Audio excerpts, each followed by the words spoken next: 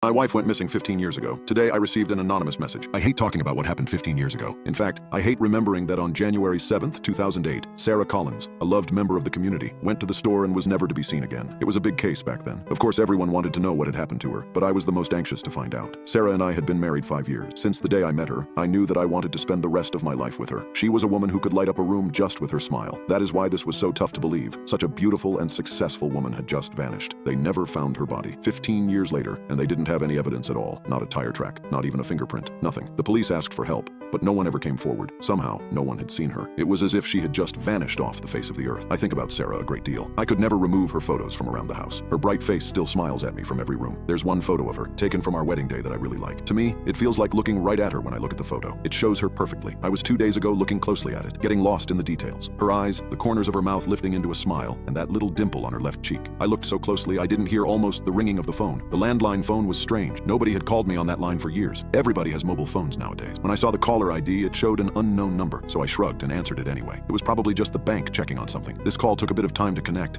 but when it did, I heard this really weird rustling sound from the other side. Hello? I wasn't in the mood for any prank calls. Is anybody there? Hello? Daniel? Daniel? I'm so glad I finally got you. The voice on the other side of the connection was a female voice, shaking, out of breath. Daniel, it's me. It's Sarah. Are you there? And then my heart just stopped with the mention of her name. Sarah. My Sarah. But of course that couldn't be. Then Sarah had been missing for 15 years. This was not my wife. I don't know who you are, but you are not Sarah. I spoke into the phone in a cold tone. Stop calling this number. I'd received an awful lot of these calls, especially when Sarah first went missing. Con artists, tricksters, anyone wanting to take advantage of a sad husband. I knew none of them was my wife. No, Daniel. Wait, you have to listen to me. It's me. Sarah, you have to believe me. She was sounding loud and desperate now, even a bit crazy. Amazing things people do to sell a lie. Why are you doing this? I asked, angry. It is 15 years since my wife went missing. What do you want from me? For a moment, there was silence on the other end of the line. I thought the connection had been severed until I heard her voice. Daniel, please. It's me. It's your wife, Sarah. The woman begged. I swear it's really me. She continued, but I had already had enough. I was not going to listen to this liar anymore. Don't call this number again. I told her firmly before hanging up. I thought that would end it. She probably wouldn't call me again. I thought it was all finished. The next day, I asked a friend to help me fix my plumbing. He was a good friend. I had known him since college. He helped me when Sarah went missing. He got me through that. We were on a break, both of us talking about what's been happening. Important stuff, really, when my landline phone suddenly rang again. Sorry, I need to answer this. It might be important, I said as I stood up and walked to the phone. I saw the call was from an unknown number, like the previous day. Still, I didn't connect the dots immediately because it could have been the bank this time. I picked up, and the same rustling sound came out of the phone. It felt strange and unsettling in a way, and almost as if I had heard it before. I simply couldn't fathom it. Hello? I was starting to get an inkling as to what this call was about, and I was not going to like it one bit. I told you not to call this number. Daniel,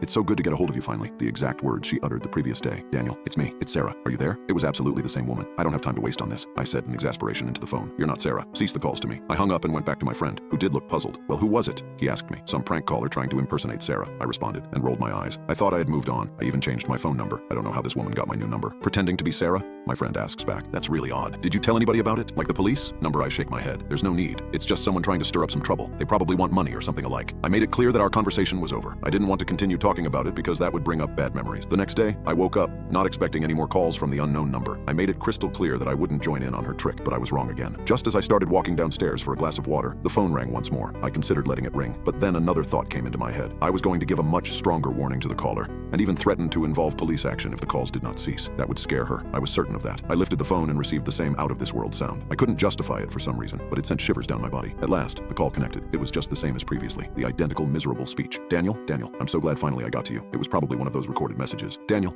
it's me. It's Sarah. Are you there? If you continue to call this number, I'll have to call the police. I told the caller. This is harassment. If you want money, try to trick someone else. Before I could give the woman on the other line a chance, I cut the call. I hoped this would make her realize she could no longer control me. I understood her complicated trick. I believed my warning was enough to stop the calls. I was so sure of this that when a loud, steady ringing woke me up the next morning, I never thought it was coming from those unknown number calls. I first thought my alarm was waking me up, but when I turned to look, I saw that the alarm had not gone off yet. That was when I realized it was the landline phone. Rushing downstairs, I wanted to tell the caller that I would call police, wanting to catch the desperate scammer. I was lucky to get there on time and picked up the phone. I held it against my ear and heard that strange noise I knew well. It still made my heart race for a few seconds until the call went through. Daniel, thank goodness finally I reach you. The usual panicked message came across the phone. I was used to hearing it by now. Daniel, it's me. It's Sarah. Are you there? I warned you. I said that if you called again, I would take legal action. I hollered into the phone just so whoever whoever was on the other side would hear me. You've gone too far now. I have to do something about this. I waited for the woman's answer. Daniel, no, it's me. I am not lying to you. I would never lie to you. Daniel, it's me. Sarah, your wife. It's me. Can't stand the loud whine of her voice. You're not Sarah,